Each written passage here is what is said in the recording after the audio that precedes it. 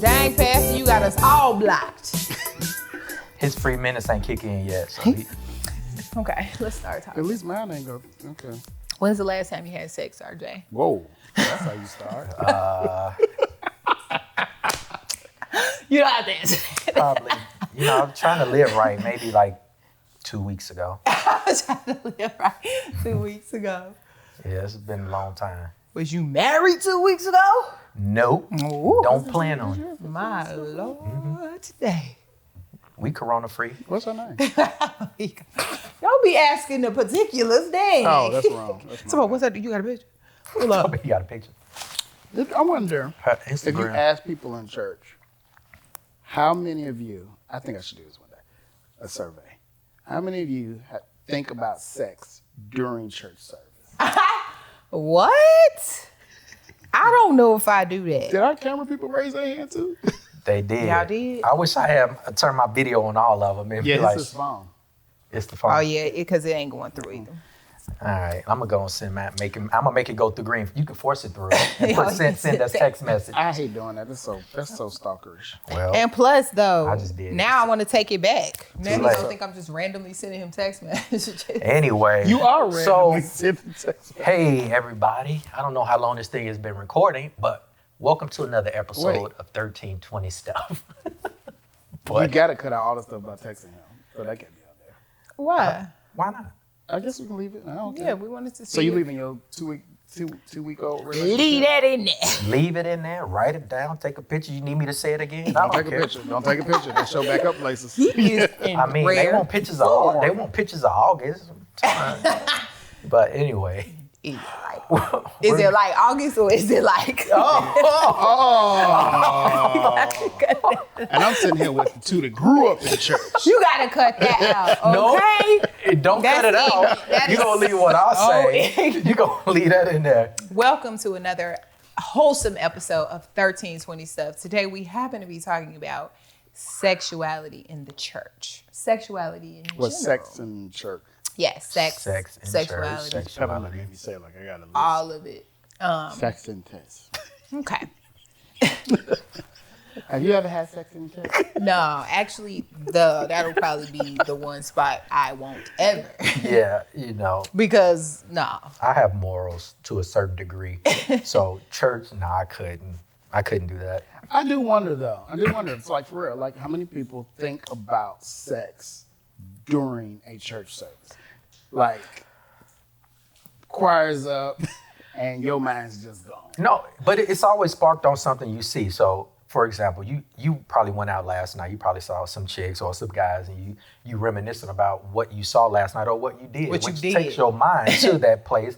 Or you see somebody in the choir, they got on a fitted dress or fitted pants, whatever your preference is, and you look at, and then now your mind goes there. This is why That's a man you thing. need to come to church. That's a man thing. covered. That ain't no man thing. That's a man Women thing. do that too. That's a man thing. Women Like don't? No.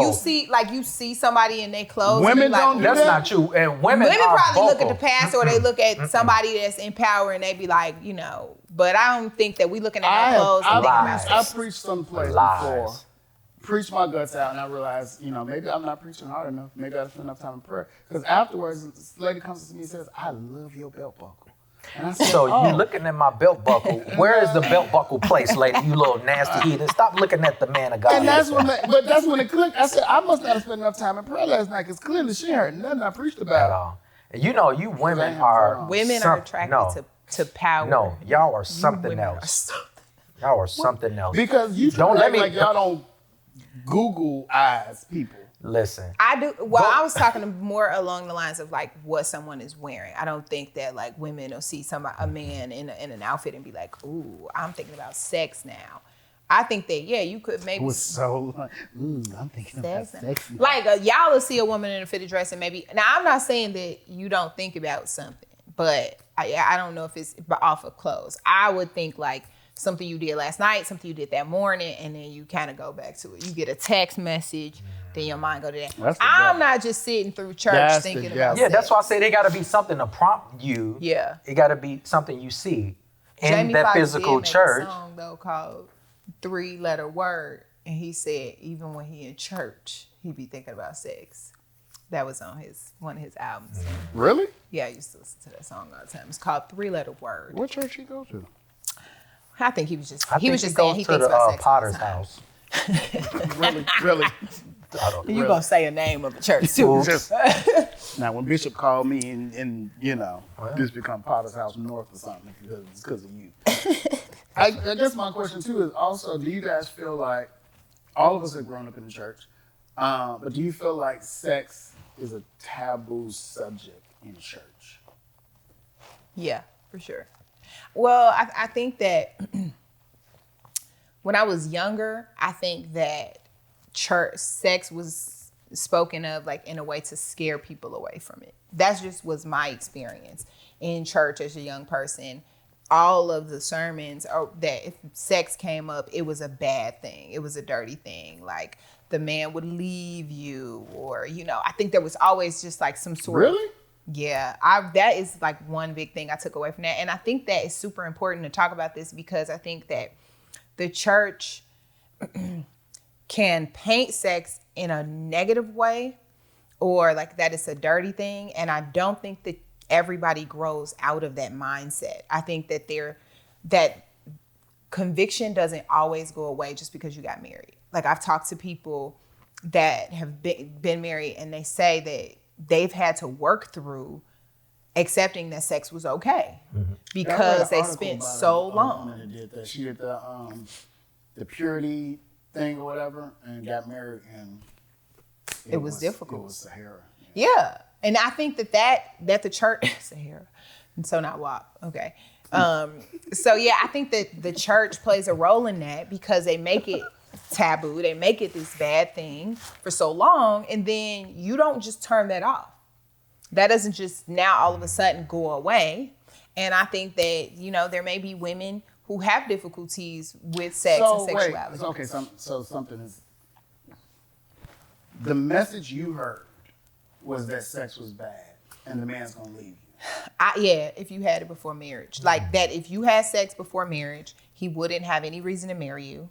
That he would leave you, and that and also this was another big thing was that like if you just get into the habit of having sex or just the habit of sinning, and as a young person, I feel like the sins that we always talked about was like sex, drugs, drinking, and so if you did that too much, then the Lord would turn you over to a reprobate mind. That was drilled into my mind. So and I used to always be like, Lord, don't turn me off.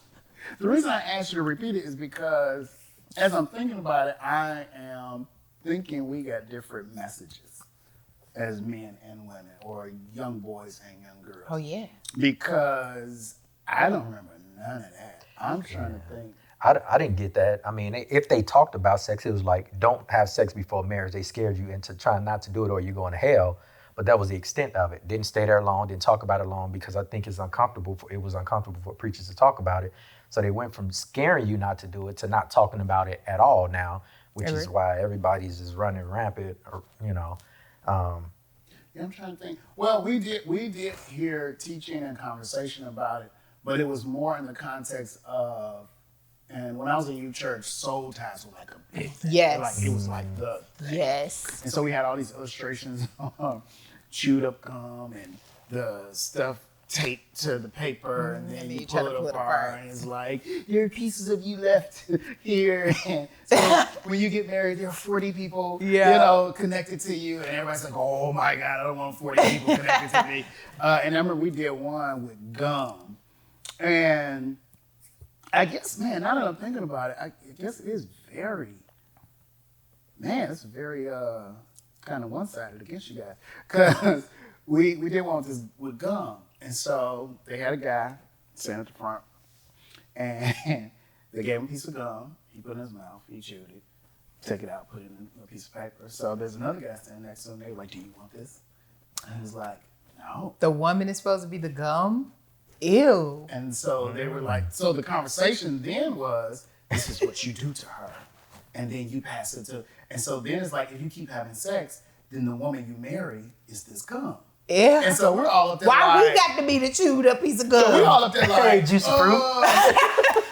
So that's the crazy thing. So, of course, preachers don't never know how kids gonna respond and stuff. So at the moment, we like, ooh, that's deep. But then later on, when we all ride on the bus somewhere, we like, yo, she a piece of gum. Right. You bubblicious. So we were calling this girl bubblicious. It's kind of wrong. It's kind of mean. Kinda. I mean, you 15, 16. I know. Yeah, you just know you don't want no gum that's been chewed. Wow, that is pretty terrible, actually. Oh, It is, but I mean, you'll be right. Late 80s, early 90s. But see, that to me, that's the point. And I think that this idea and like teaching women, and I don't know, because I'm on the fence, right? Because I'm kind of old fashioned. So part of me ascribes to some old ideals, and then part of me is very progressive. And so like, it's difficult because I think that the way that sexuality is taught just traditionally everywhere in America is that the woman should be more demure when it comes to sex. Like she shouldn't really, and I think that these things that are taught from just being a young girl happen to have some negative effects on marriage later on. Like women having difficulties with initiating sex, or it perpetuates rape culture where women are supposed to act like they don't really want it, but then they do, but you can't really say you want it. You have to be like, oh no, a couple times so it could be a thing. But then that contributes to rape culture where now we're telling people like, no, you need to get consent the whole way through. You need to act, is it okay for me to do this? Is it okay for me to do this? Can you sign this before we hold hands? But I think that women are taught that we shouldn't be sexual. And if you are, then you're a hoe. That's a big jump. Well, I think that is the jump that's made. Is that what you hear?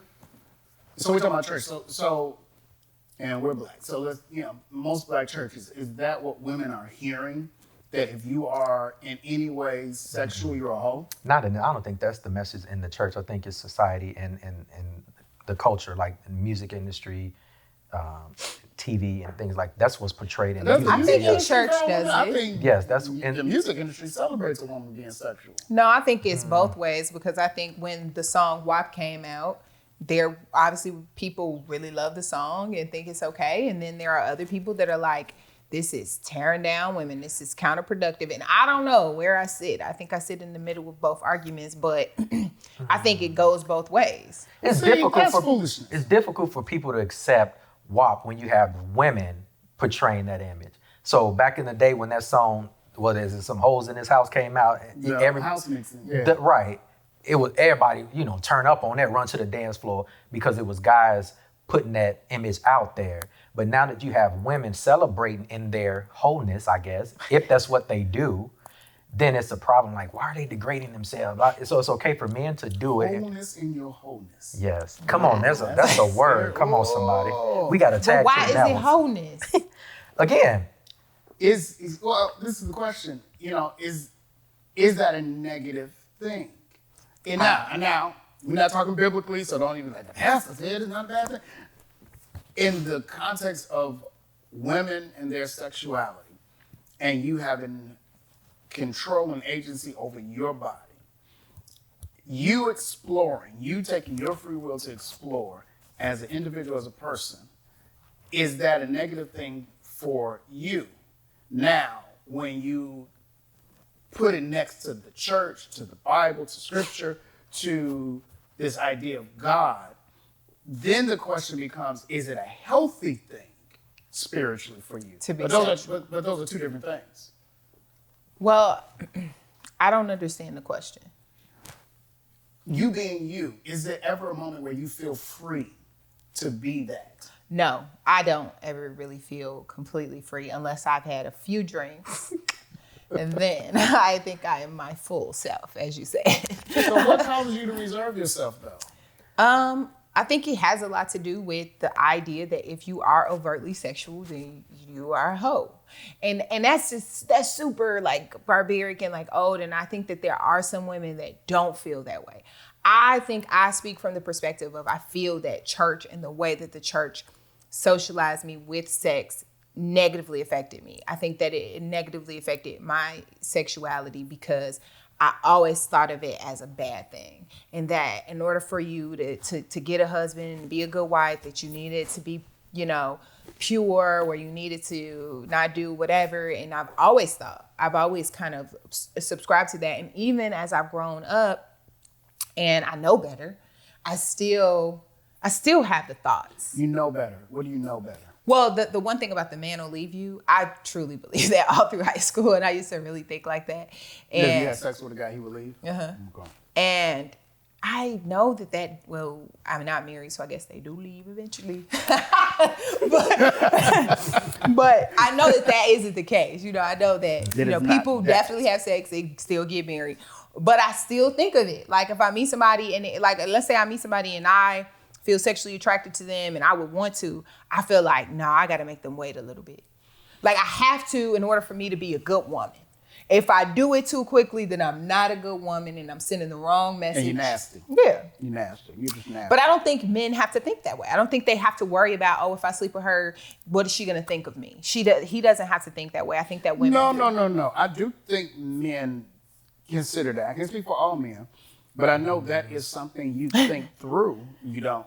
You think that the woman is going to see you away if you have sex too soon? Now you're talking to somebody who's been called to preach since 17. So and I've grown up in church. So you might have had a different. So I've had many moments where, and it's been weird because you're a young preacher and you're dating. Let me back up. There's never a conversation that takes place. And I wish I had, a stage or something like the level of a T.D. Jakes and those, because I think it is incumbent upon the elders to give younger preachers the same thing like the NBA does. These guys come and they sit in these classes and you have consistent professionals and people who have been in their spot say, this is how you need to control yourself. This is how you need to operate. You can't do that. Like it was one of the guys, I think you told me, from Seattle Seahawks, who lost a whole contract. He's a walk-on, undrafted rookie. He gets kicked off the team because he's sneaking some woman in his room. Oh yeah, I just saw that. It's like, but even in that case, he has much less excuse because they have these conversations, the symposiums. I say all that to say, there's never that many conversations in which, older pastors as an organized group are saying to younger preachers, male or female, hey, these things are going to come up. These things are going to happen. I thank God for my pastor because he's just a real dude. So, I hit a point in life when I was terrible at dating. Like I was just doing the worst job ever in terms of dating. And he sat me down and was like, look, man, let me tell you something. You can't do X, Y, you can't do that. But until he said that, nobody had a conversation with me as a preacher on how to carry myself, no one said, as a man of God, you're going to have groupies. Never crossed my mind. Until you be like, oh, all y'all like me. But it does hit you. It does hit you. Where you're starting to wonder if this progresses, how is she going to see me? And for me, the question always in my head was, not just how she going to see me, how she going to see God. Well, yeah, I think that you're different. I think you have a different perspective because of the calling on your life. You think no men are processing, how is this woman going to see me? No. I don't think that is the socialization around sex with men in general. Like that is very specific. I think that in general, men are free to be as sexual as they want to be. As a matter of fact, it is promoted. No. Me Too proved that's but. Well, no, you can't be inappropriate love, but you can be sexual, okay? But even that's really crazy how y'all would go back to your restriction on your sexuality has anything to do with Me Too. Who is y'all? Because don't there say were y'all. Several cases. Because I ain't say nothing. I'm sitting here quiet. Don't say y'all. There were several cases where it was found later that it was not a man being overly aggressive or inappropriate. It was a man just trying to holler, and the woman took it to some other Trying place. to holler ain't got nothing to do with you being free to be sexual. Men have been free to be sexual. You are not free to be inappropriate or to harass people or to use your position of power to get what it is you want. Those are two very different things. And don't you feel like that's consistently happening? What? Now, still, What? men being freely sexual and abusing and taking advantage. Me Too and men being able to be sexual beings are two different things. Nah, I think Me Too slowed down. I'm a little being able to be uncomfortable sexual. with the tone of your voice. I need you to She shift it a upset. little bit. She the I'm angry getting black scared. Okay, listen, you got she the the angry wrong black sister on woman. this couch talking about some just my tone. Oh, See, did you Me move? Too. Come he move. did. Me Too and men's ability to be freely sexual are two different things. Let's not tie the two Let me together. say, no, they are. I'm telling you why they are tied together. Because I have heard multiple mothers, black, white, all colors, lament for their sons and the fear that my son is not going to be free to engage a woman that he's attracted to because he's fearful that it's going to be misconstrued. You know what, to be honest, and I would like to think that I'm a very understanding person, You right? don't care. I can't. To a degree I do, because I have brothers and I worry about them coming up and I don't want anything bad to happen to them or for them to find themselves caught into something. But I do think that it's high time for men to be educated about sexuality and to not be rogue and have the ability to express themselves anytime, anyway, with whomever. And I think that has been the case with men, is that you can and it's okay for you to do and say whatever. There should be some restrictions on men the same way that there have been on women. I agree with that. I agree. If there were no restrictions on women, should there still be I restrictions agree. on men? I agree, ladies. If there are no restrictions on women, I know. I agree. I wanted to. And the thing is, I see you at the corner of my eye. I agree. But I wanted to address the point you made about the preachers, and I think you are a rarity because you'll think about it now after having several encounters of just out there doing what you wanted to do, but it took your pastor to sit you down. And I think that's why we have so many preachers out here and we see all of these scandals on a daily basis because they're not, they don't have any self-control. So they're sleeping with the groupies coming out to them, they're sleeping with them, whether you married or not, you're just doing it. And when you're in a position like that, as a man of God or a preacher or a pastor or any leader in the church, you can't operate like just some random Joe Blow off the street because you're held at a higher regard. Well, I think some of them, and I don't want to assume that all who step into pulpits have the same theology. There are many in a couple of denominations, that, especially in America, who do not see sexuality as an issue that God is deeply concerned about. So you have some that engage freely because they feel like God is okay with their free engagement. Now we get perplexed because that's not how we were raised. But they think do you mean just freely, like they're single, or they're free to be married and to have extramarital situations? Well, those that are married, there are some that believe they're free to do whatever because the marriage bed is undefiled. That's been that running thing. The others, I think they don't see an issue with. I mean, there's several pastors that I know that consistently do conversations on social media and different platforms talking about, being free to masturbate, being free to engage. But like masturbation, is that what? Do you think masturbation is a sin?